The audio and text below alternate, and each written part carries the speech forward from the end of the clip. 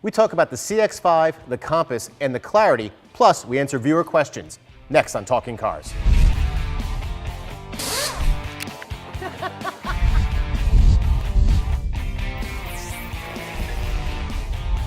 Hi everyone, and welcome to another episode of Talking Cars with Consumer Reports. I'm John Lincove. I'm Jennifer Stockberger. I'm Gabe Schenhar. And we've got a couple interesting cars to talk about, real popular small SUVs that people have been asking about. When's the CX-5 going to be talked about? When's the Mazda CX-5 going to be in your test? Well, we finally have one. We bought a touring edition. Gabe, tell us a little bit about the model we bought and what we think of it so far. Okay, so yeah, we bought a CX-5 and true, I mean, generates a lot of interest out there. And we got a touring, which is a mid-trim with with an optional package that makes it very close to a Grand Touring. It's $29,000 and change. It gives you a power seat, sunroof, all the desirable features you'd want in this class. And so far, it's pretty impressive. I think I haven't heard any staff member who doesn't like the car. Yeah. It's always been kind of a fun to drive little small SUV. Only this time around, they kind of kept the fun to drive pretty much, but it's much quieter. It rides more comfortably. I mean, the suspension balance here is just optimal in terms of ride comfort and handling agility.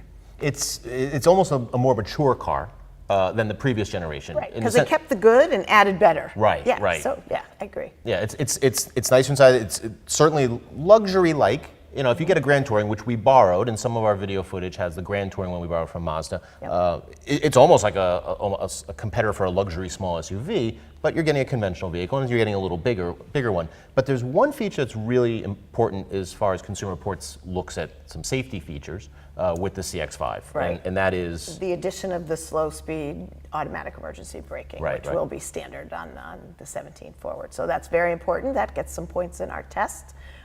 Gabe also mentioned the blind spot warning, or the Touring gets the blind spot warning. In this car, you do get that slopey rear visibility concern. You know, it's not that great, so that's very helpful as well.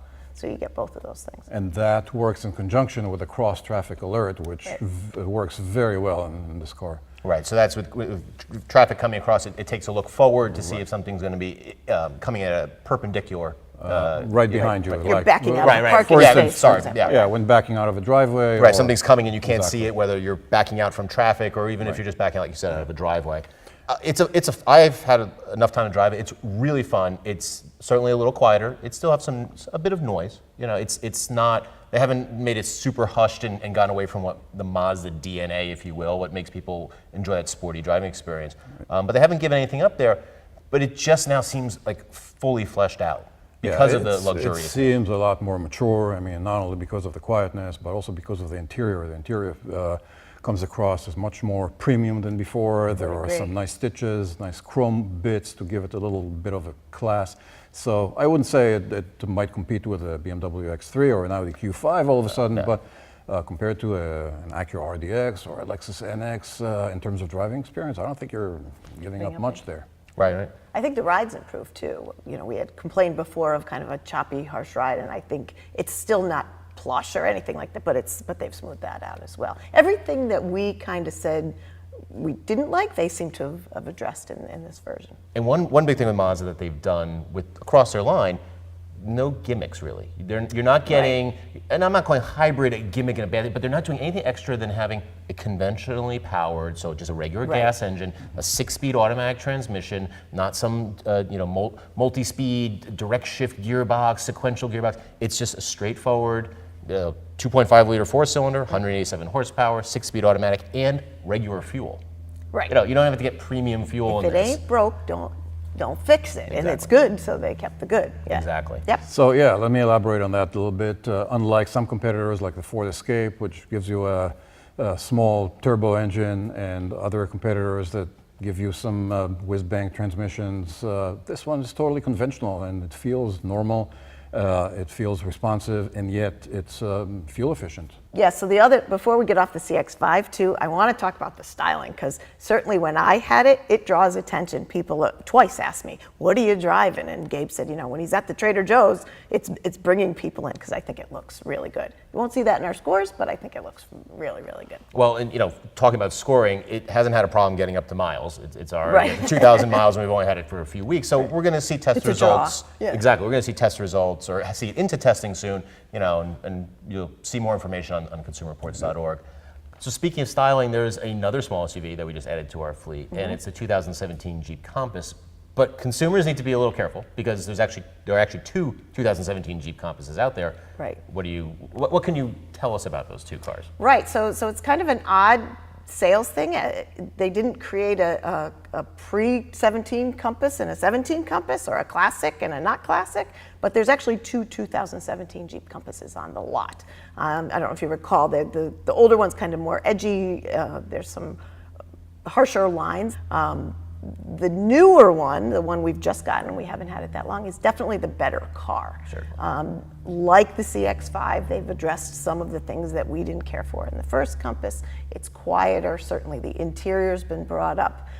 It drives a little better, doesn't feel like it's working as hard. So when you're out there, you know, be cognizant that there's two there. You may even be tempted, or the dealer may be tempting you with discounts on the old 17 Compass. Yeah, the previous generation Right, the version. previous generation. We would certainly recommend that the new 17 is the better car. Right. The old one was at the bottom of our ratings, the Jeep Yeah. Compass and the Jeep Patriot. So they just didn't perform poorly. They were an old Chrysler Yeah. product, just a different era. But Chrysler has seen from customer feedback, from sales, and even though it sold well, it still just wasn't a really well-received vehicle. Owner satisfaction in our survey, for example. You know, Gabe, tell us what you think about the new one. So, yeah, I mean, the Jeep brand is such a beloved brand, and I mean, people have so much affection for the brand. And so the new Compass is kind of designed to look like a baby Grand Cherokee, and it plugs a gap between the small Renegade and the Cherokee. It's kind of based on the Renegade a little bit, but elongated and such, and has the same powertrain. It's, you know, it's a Jeep, so people are going to buy it because they love the brand, whether or not it's going to be competitive enough in a class that has something like the Mazda CX-5, Honda CR-V, Subaru Forester, remains to be seen. It's a tough class. I mean, so the Jeep we have, it's a 2.4 liter four-cylinder. It has a cleaned up or a smoother version of the 9-speed automatic, though I drove it a couple times and found it when it's cold, there's still some harsh shifts, a couple bumps on upshifts. So that's been a troublesome transmission for Fiat Chrysler in a number of their products. Getting better, but still not on par with some of the smoothest ones out there. One thing I found, it has the up-level 7-inch Uconnect screen. So the Uconnect screen is the infotainment system, and the base one's a 5-inch one, this is a 7-inch one. It's still a little small. I agree. I still had trouble, and it's not that it's too small to see, but finding what you need, you know, everything shrinks. So finding what you need, particularly while you're driving, it becomes more difficult. Right, the smaller right. the screen. I agree. But in you know, the positives for Jeep, very comfortable seat. Yep. It's a solid player in the field. It's just a very competitive field out there, and you can't just come with solid. You can't necessarily come with solid. Obviously, it remains to be seen with our testing, but you have to really come with a solid product to even be considered. The last Jeep Compass was not. The new one's a lot better. Also, in addition to that crazy confusion with the 2017, I mean, they should have called the new one 2017 and a half or 2018 even. Right. But anyway, seems to be a little bit of an overlap, price positioning, and depending on various options between the Renegade, the Compass, and the Cherokee. So I think that they might have to make some adjustments here. And also, safety-wise, we just talked about the Mazda comes with the standard low speed. You can't even get that until you move up to a much higher level. Limited. Limited, yeah, right. You get a small SUV for $35,000. It's Right. already a questionable proposition. Exactly. And there's not the built-in reliability either. So Jeep doesn't have that. You know, the Compass certainly wasn't one of the higher in terms of reliability either in the past. Hopefully this one's better, but again, there's so much change, you know, that first year, but there's some work in the reliability side as well. Right. So we're just starting with that one. It just came out. We're putting some miles on Cautiously optimistic. it. You could say it. third vehicle that we want to talk about, which is totally unique, California owners or residents, consumers may see it on the road, not many. The Honda Clarity is a model line in the Honda lineup, and we have driven the first vehicle out of there, the FCV, which is the fuel cell vehicle. And Gabe, being the lead on alternative fuels, I mean, I can't go into that much depth on it. Tell us about it. It's powered by hydrogen, and why is it in California, first of all? Okay, so a fuel cell vehicle is basically an electric car that has a power plant on board, making the electricity on board rather than relying on a big battery to haul around. So in California is much more advanced in terms of infrastructure, refueling infrastructure. So in the LA metro area and San Francisco Bay Area, there's a more dense cluster of refueling stations. So Honda is offering the Clarity for a $369 a month lease. And so it'll probably come to the Northeast at some point, but we're really behind on hydrogen infrastructure here. Yeah, it's kind of a chicken and egg situation. You know, they're not going to say, "Oh, we're going to sell it in the Northeast," and then no one can get it. In fact, for us, it's a difficult proposition to fill it. 25 miles to get it filled, right, from here. We have to drive to a private, Right. to a commercial. Excuse me. It's a commercial filling station. Make an filling station. appointment, it's But there are plans, according to Honda, to roll it out. Jen, what do you think of it as far as driving it, and then interior, the experience? It certainly doesn't feel like a science experiment like some of the past ones. Yeah, and I certainly say I'm a fan of the electric vehicle. So I really like driving it. I like driving the Mirai. I like driving the Clarity. I find That's the Toyota Mirai. right, the Toyota Mirai, which is the other fuel cell vehicle that we've evaluated. But I really like the quiet. I find it very calming. I know that sounds maybe silly, but I do. And it's certainly peppy enough. A lot of the electric stuff that we used to complain about, the whiny noise and the regenerative braking, that's all seems to be gone. Right, the brakes used to like pulse, or almost felt like you were pushing a hockey puck against the brake rotor. You Right, didn't have as any it pushed feel. back at you, that doesn't exist anymore. So regardless of how it's powered, it's got all the benefits and some of the disadvantages of electric, in that you hear some other noises. There's new noises that go with the electric, but they're not obtrusive. My complaints about the Clarity would be Honda-isms, not Clarity-isms. Sure. So the shifter, it's got that push button goofy shifter. Right, so it's a toggle to reverse, and Yes, a push button and a push here. button to drive and Right. park, and a push button start. Don't care for that. Still some, controls-wise, it's got the screen, but you still got to go through a lot of steps to do some pretty common things, like tune the radio. But those are Honda things; those aren't Clarity things. So I enjoyed driving the Clarity. Nice aspect of it, the Honda Sensing Safety System is standard Right. on all of them, so you're getting forward collision warning, automatic emergency braking. You're not getting a blind spot warning system.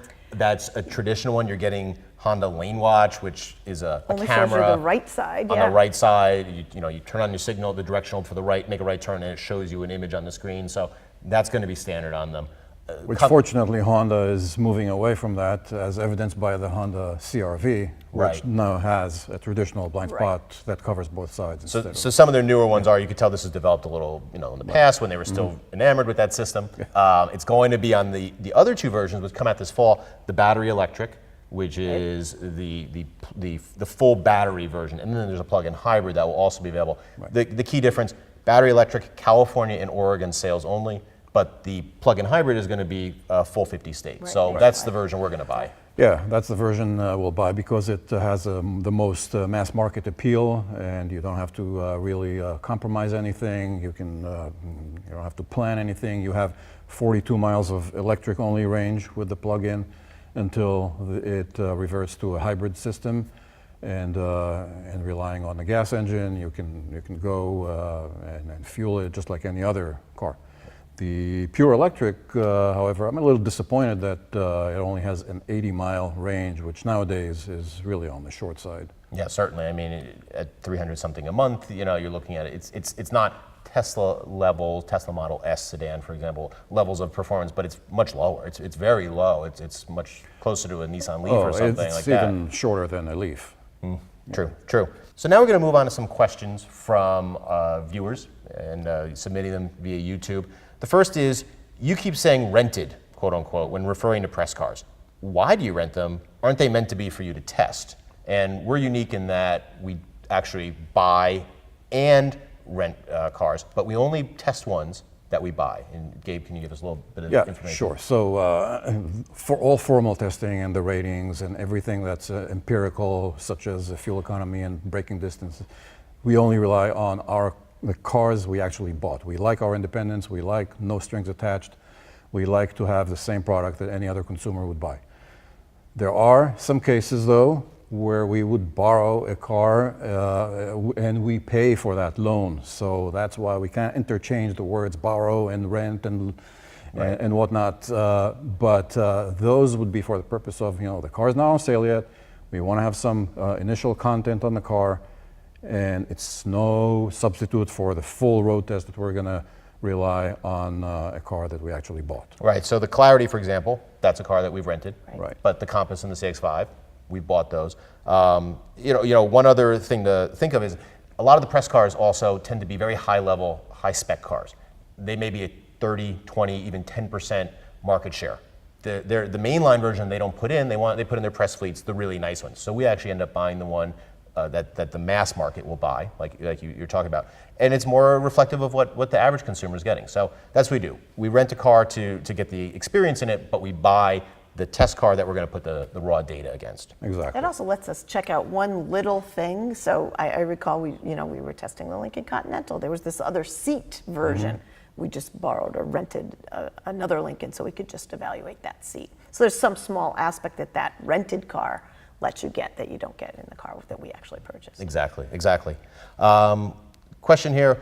What are you talking about all-wheel drive like that for from a previous episode? CR has always been bullish on the idea that all-wheel drive is, for winter driving at least, essentially only a marketing gimmick. And what really makes a difference is putting on snow tires. I would agree. So yes, snow tires or winter tires, more correctly, winter tires are the biggest bang for your buck. Certainly we are huge fans of if you have to be out in winter drying. I will say though that there are people, myself included, who actually need all-wheel drive.